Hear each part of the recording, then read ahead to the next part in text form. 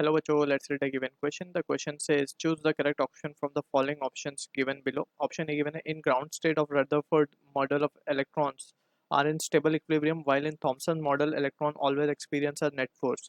Option B given an atom has a nearly continuous mass distribution in a Rutherford model but has slightly non-uniform mass distribution in Thomson model.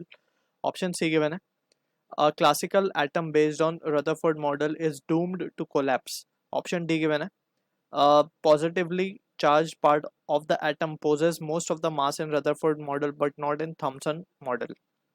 So to understand this question, we need to understand about the concept of atomic structure. So atomic structure के basis पे there are several theories that came into picture. सबसे पहले we have to study about the two models, that is Thomson model of atomic structure and secondly हम बात करेंगे about Rutherford model क्योंकि इसी के बेस पे क्वेश्चन बेस्ड है. ठीक है, तो पहले हम बात कर लेते हैं रिगार्डिंग थॉमसन्स मॉडल. सो थॉमसन्स मॉडल के अकॉर्डिंग वी कैन से जो चीज़ें थॉमसन्स ने प्रपोज की थी वो ये थी कि हमें पता है वी हैव स्टडीड के he proposed plum pudding model of atom या फिर वाटरमेलन के स्ट्रक्चर. जैसे वाटरमेलन में सीड्स होते हैं उसको थॉमसन्स ने इलेक्ट्रॉन कहा और जो रेड पार्ट है उसको पॉजिटिवली चार्ज एरिया कहा. सो प्लम पुडिंग मॉडल के अकॉर्डिंग वी कैन सी कि दिस आर द इलेक्ट्रॉन्स जो कि एम्बेडेड होते हैं किसके अंदर, पॉजिटिवली चार्ज एरिया के अंदर. ये positively charge area and this are the electrons. तो यहाँ पे वी कैन सी कि जो मास का डिस्ट्रीब्यूशन है, अगर हम ऑप्शंस की बात कर लेते हैं पहले तो हम वन बाय वन ऑप्शंस को लेके चलते हैं. तो फर्स्ट ऑप्शन में बात हो रही है स्टेबिलिटी की. तो थॉमसन्स के अकॉर्डिंग जो था एट द टाइम जब एक्सपेरिमेंट थॉमसन ने किए तो उस टाइम पे ये मोस्ट स्टेबल था, most stable structure we can say. It was supposed to be most stable structure or electrostatic structure we can say when Thomson proposed this theory. Later on जब Rutherford ने ये theory propose की तो उसमें it was been said के और it was been proved कि जो थॉमसन मॉडल था वो अनस्टेबल है बेसिकली. ठीक है, तो ऑप्शंस में क्या बोला गया, in the ground state of Rutherford model electrons are in stable equilibrium while in Thomson model electrons are always experience a net force. But यहाँ पे क्योंकि हमें पता है कि जो स्ट्रक्चर गिवन था थॉमसन्स मॉडल में उसमें ये था कि जितने पॉजिटिव चार्ज है उतने ही नेगेटिव चार्ज है और ये electrons are embedded in this positive charge area. ठीक है, तो यहाँ पे वी कैन से कि ये मोस्ट स्टेबल स्ट्रक्चर था. तो यहाँ पे नेट फोर्स क्या होनी चाहिए, जीरो होनी चाहिए थी, लेकिन ऑप्शन में बोला जा रहा है it experience a net force, तो विच वाज इनकरेक्ट. अब बात कर लेते हैं रुदरफोर्ड की. So Rutherford, through his alpha scattering experiment, he proved that there is a nucleus positive charge that has been concentrated at the center और उसके around में इलेक्ट्रॉन्स आर रिवॉल्विंग. क्योंकि कुछ पॉइंट्स दिए गए थे रुदरफोर्ड मॉडल में जो कि होता है कि जिसमें positive charge is mostly concentrated at the centre जिसको हम न्यूक्लियस नाम दिया. फिर उसके बाद इलेक्ट्रॉन्स आर रिवॉल्विंग और बहुत सारी स्पेस जो है एटम में वो एम्प्टी है. So this are the few point given by Rutherford. अब रुदरफोर्ड में बोला गया in the ground state of Rutherford model electrons are in stable equilibrium which is not correct because यहाँ पे हम देख सकते हैं कि ये इलेक्ट्रॉन जो है इसके ऊपर एक इलेक्ट्रोस्टैटिक फोर्स लगेगा न्यूक्लियस की वजह से जो कि इसको अंदर की तरफ खींचेगा. राइट, सो इक्विलिब्रियम में आने के लिए नेट फोर्स का जीरो होना जरूरी है. ठीक है, बट यहाँ पे तो फोर्स लग रही है so that means we can say it will be not in the stable equilibrium condition. So option A को हम डिस्कार्ड कर सकते हैं. सो अब सेकंड ऑप्शन की तरफ चलते हैं. सेकंड ऑप्शन में बोला गया है बी ऑप्शन में an atom has nearly continuous mass distribution in Rutherford model.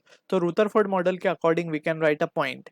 जैसे हमने सारे पॉइंट्स लिखे, एक पॉइंट उसमें ये भी था कि mass is concentrated at centre.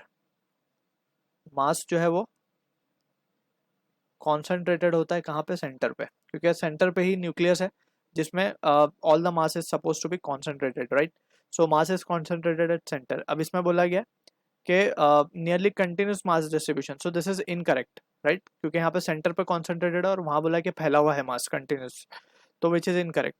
Thompson में बोला गया था, Thomson according to Thomson's model एक पॉइंट यहाँ पे ये बोला गया mass is uniformly spread out. Mass is uniformly spreaded out, जो कि एक्चुअल में गलत है। रुदरफोर्ड ने ये अपनी थियोरी में प्रूव किया कि मास जो है वो सेंटर पे कॉन्सेंट्रेटेड है, और इसमें बोला गया था थॉमसन मॉडल में कि it is uniformly spreaded out. तो जो कि एक लिमिटेशन ही है बेसिकली, राइट। ये एक्चुअली में ऐसा था नहीं। तो क्वेश्चन में बोला गया है कि थॉमसन मॉडल में बोला गया non uniform mass distribution, but actual में ये uniform mass distribution. So option में थॉमसन ने बोला मास is uniformly spread out, but option में इट इज गिवन के non uniform mass distribution, so this is incorrect, right. Although वो एक limitation था, सो दिस इज ऑप्शन में ये इनकरेक्ट ऑप्शन है। अब सी ऑप्शन की बात करते हैं, विच इज सेइंग के a classical atom based on Rutherford model is doomed to collapse। तो रुदरफोर्ड ने ये बताया था कि सेंटर पे न्यूक्लियस है and electron is revolving, right. So यहाँ पे जब इलेक्ट्रॉन रिवॉल्व करता है, so according to Maxwell theory, we know के चार्ज पार्टिकल जो एक्सेलरेट करते हैं, एक्सेलरेटेड चार्ज पार्टिकल, वो रेडिएशन एमिट करते हैं, रेडिएशन एमिट करते हैं। सो रेडिएशन एमिट करने की वजह से क्या होगा, इनकी एनर्जी लूज होगी, और ये कंटिन्यूसली अपनी एनर्जी लूज करने की वजह से ये स्पाइरल पाथ में आते आते आते आते फाइनली ये कोलैप्स कर जाएंगे, ठीक है। So this is what the thing based on the classical theory we can see के रुदरफोर्ड के मॉडल में ये चीज़ थी जो कि वो प्रूफ नहीं कर पाए या बता नहीं पाए इस चीज़ को। लेटर ऑन बोर्ड्स पोस्टुलेट में भी केम टू नो के, थर्ड पोस्टुलेट के अकॉर्डिंग बोर्ड्स के भी केम टू नो के जब भी इलेक्ट्रॉन सर्कुलेट करेगा तो वो रेडिएशन एमिट करता है, ठीक है। तो यहाँ पे ऑप्शन सी हमारा करेक्ट है, क्लासिकल एटम या फिर classical theory given by this Bohrs, Neil Bohrs, right. उसमें ये प्रूफ हुआ कि जो रुदरफोर्ड मॉडल था इज डूम टू कोलैप्स, ये कोलैप्स हो जाएगा, ठीक है, क्योंकि इलेक्ट्रॉन कंटिन्यूसली एनर्जी रेडिएट करेगा और ये फाइनली आके न्यूक्लियस में गिर जाएगा। सो ऑप्शन सी हमारा करेक्ट होगा। सो ऑप्शन डी में बोला जा रहा है the positive charge particle charge part of the atom possess most of the mass in Rutherford model. So yes this is true. ये हमने देखा कि मास जो है सेंटर पे कॉन्सेंट्रेटेड है न्यूक्लियस, और न्यूक्लियस के पास है पॉजिटिव चार्ज जो कि इलेक्ट्रॉन के कंपैरिजन में हैवी होते हैं। सो यहाँ पे most of the mass is concentrated at center. लेकिन थॉमसन में बोला गया था mass is uniformly spread out, right. So यहाँ पे बोला गया but not in Thomson's model. So finally option D को अगर हम देखें तो बोला गया the positive charge part of the atom possess most of the mass in Rutherford model but not in Thomson model. So ये इनकरेक्ट होगा। क्यों इनकरेक्ट होगा इसको थोड़ा सा समझ लेते हैं कि हमने जैसे थॉमसन मॉडल में देखा कि जितने प्रोटॉन्स हैं उतने ही इलेक्ट्रॉन्स हैं as per the theory given, and we know कि प्रोटॉन का मास जो होता है वो ग्रेटर होता है मास ऑफ इलेक्ट्रॉन्स है। सो यहाँ पे वी कैन सी कि most of the mass will be due to proton या फिर पॉजिटिव चार्ज। सो इसमें बोला गया but not in Thomson model, so इसीलिए ये इनकरेक्ट है, राइट।